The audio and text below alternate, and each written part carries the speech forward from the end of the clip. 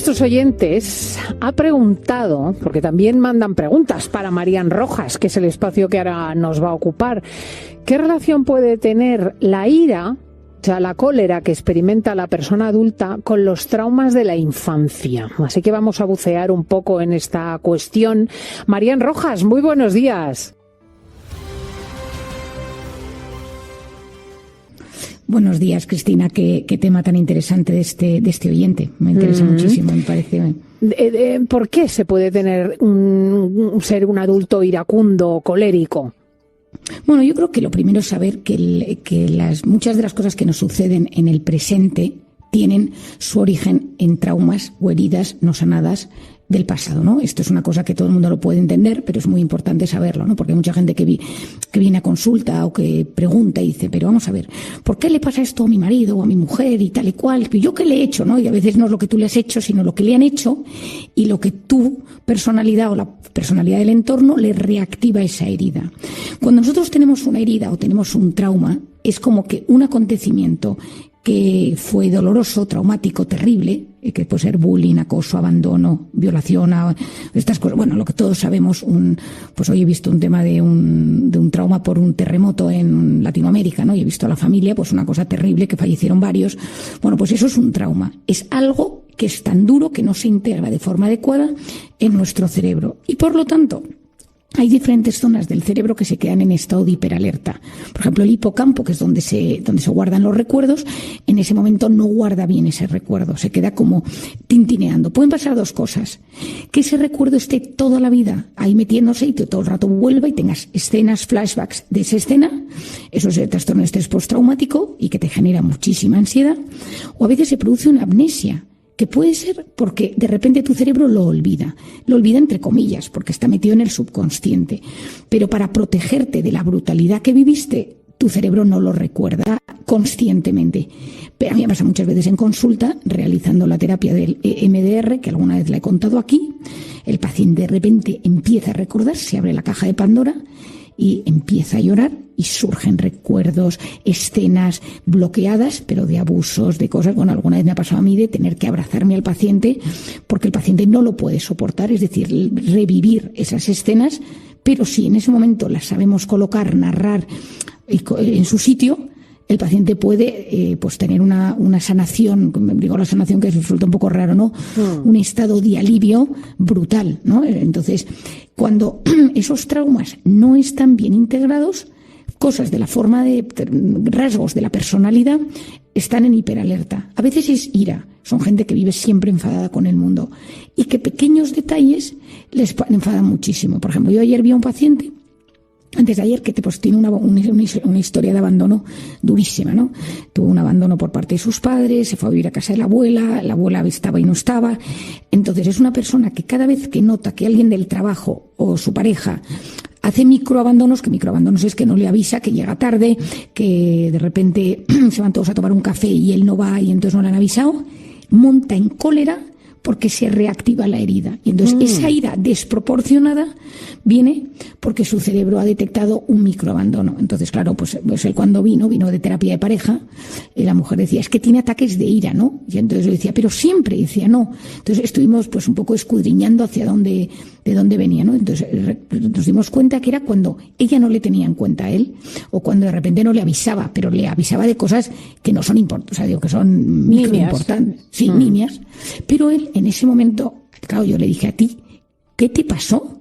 ¿A ti quién te abandonó? Y entonces se me echó a llorar. Y ahí empezamos la terapia. Entonces, a veces, o sea, quiero decir, no siempre la ira viene por esto. O sea, a veces la ira viene por consumo de tóxicos, por estados de estrés mantenidos, por falta de sueño, por personalidades. Hay personalidades mucho más impulsivas que otras, porque la vida que llevamos hoy en día es una vida que tiende a que una persona la rozas. Sí, el otro día un paciente que creo que me estará escuchando, que es un tío pues que está pasando un estado de muchísimo estrés, y el otro día fue a aparcar el coche en un sitio, otro fue más rápido, que iba con un sitio de estos pequeños, y le quitó el sitio.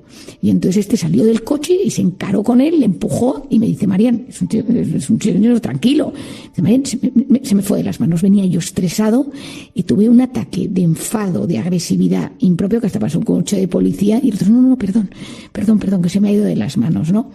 Es decir, cuando uno vive en un estado de alerta, de de nerviosismo, de estrés mantenido, pequeños detalles y sobre todo si tocan la herida, activan un estado de ira. Entonces, claro, esto es muy importante saberlo, porque cuando hay muchas veces que trabajamos con síntomas y hay que entender de dónde vienen esos síntomas. Hay gente que tiene, pues, por ejemplo, pues, timidez patológica, ¿no?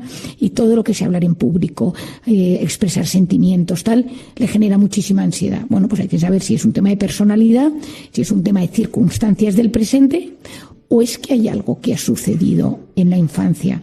Y esos traumas, pues hay que saber que existen. Eso te iba a decir, ¿cuál es la capacidad que tiene el trauma de florecer en forma de síntomas en la edad adulta? Bueno, en general hay hechos que son traumas per se, ¿no? Una violación es un trauma per se.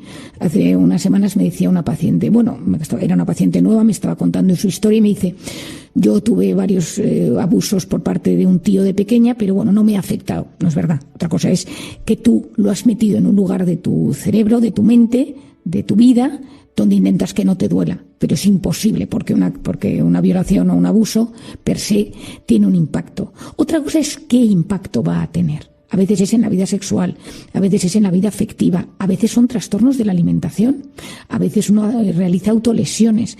No siempre por el mismo trauma suceden los mismos síntomas cuando te vas haciendo mayor. Y a veces uno los tiene muy, muy bloqueados. Y entonces pasa algo, te casas, tienes relaciones sexuales, te topas con gente por la vida y notas que algo se está moviendo dentro de ti. El trauma tiene dos aspectos muy importantes, Cristina. Uno es el trauma per se y otro es lo que pasa con ese trauma. Y esto también se lo digo a nuestros oyentes porque es muy importante. Si a ti te viene un hijo un día y te dice, mamá, hoy me ha pasado esto, he llegado a casa y el portero me ha hecho no sé qué, y entonces pueden pasar dos cosas, que tú digas al niño, mira, deja de inventarte historias, que el portero es un tío estupendo y lleva en casa toda la vida y no te ha hecho nada y no te ha tocado, no te ha hecho nada. Pero yo siempre recomiendo que cuando un hijo viene o alguien acude a nosotros, esto me pasa mucho a mí en consulta, contándote una historia, siempre primero hay que creerle, hay que darle apoyo, porque el trauma se hace muchísimo más grave según lo que sucedió. En caso de ser verdad, en caso de ser verdad puede ser grave el desautorizarlo. No.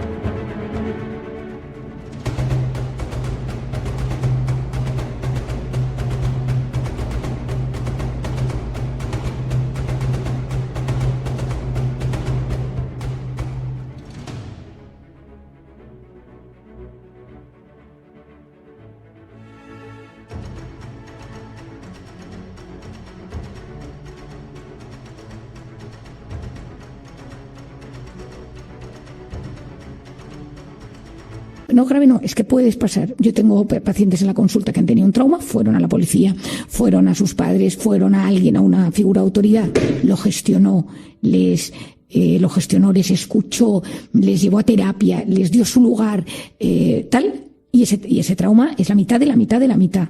Ahora, como tú tengas un trauma, esto yo lo veo mucho en consulta, y te lo hayas guardado, porque nadie me va a creer, lo hayas medio contado y hayan pensado que eres un chismoso, que eres una persona sin ese, pues es que mira cómo se inventa las cosas, no sé qué, y qué fantástico es las cosas que se le ocurren. Eso empeora, porque significa que ese lugar al que yo acudo para compartir el dolor no existe. Entonces se abren dos heridas. Una es que alguien ha invadido mi intimidad o que he vivido, estoy hablando del caso de abuso porque ya sabes, Cristina, y los oyentes ya me conocen, que yo estuve mucho tiempo trabajando con niñas en Camboya violadas y prostituidas, y es un tema que trabajo muchísimo en consulta. Es decir, yo todas las semanas veo muchos casos de abuso y de violación, entonces es un tema que trabajo, y yo por eso cuando hago divulgación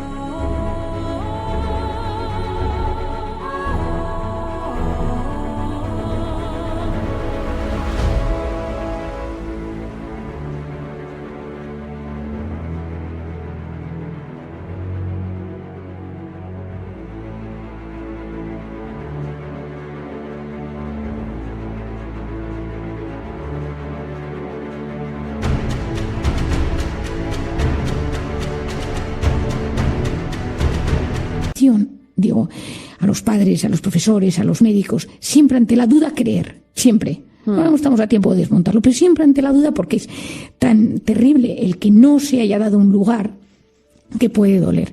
¿Y de qué depende el que el trauma se convierta en algo mucho más grave o menos grave? De la personalidad que tenga el sujeto que le ha sucedido. No es lo mismo un tipo tímido, una chica insegura, una persona que tiene unos rasgos de carácter mucho más vulnerables, que sea alguien con una personalidad bien formada, que tenga rasgos de personalidad más maduros.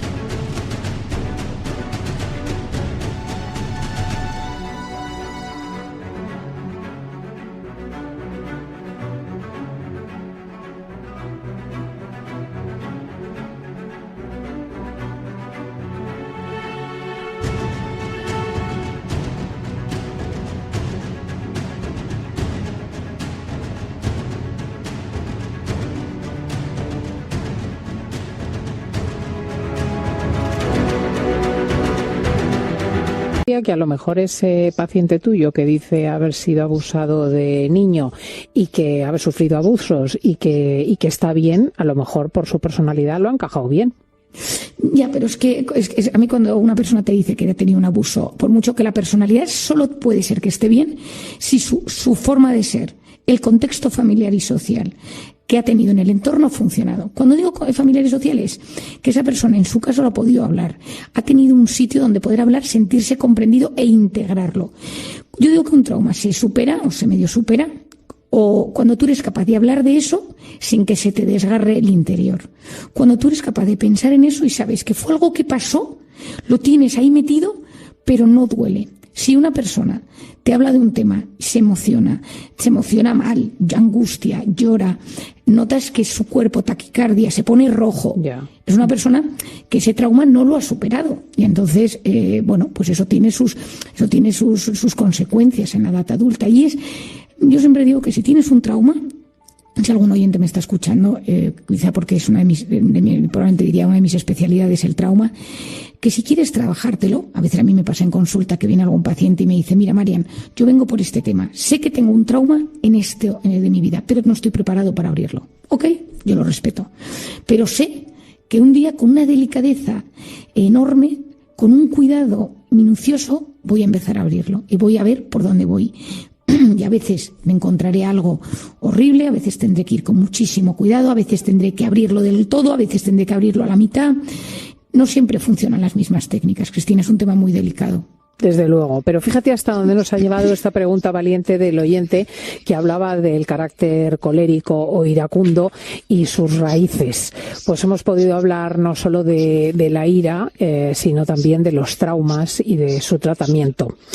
Querida Marian Rojas, qué estupendo que nos acompañes los sábados.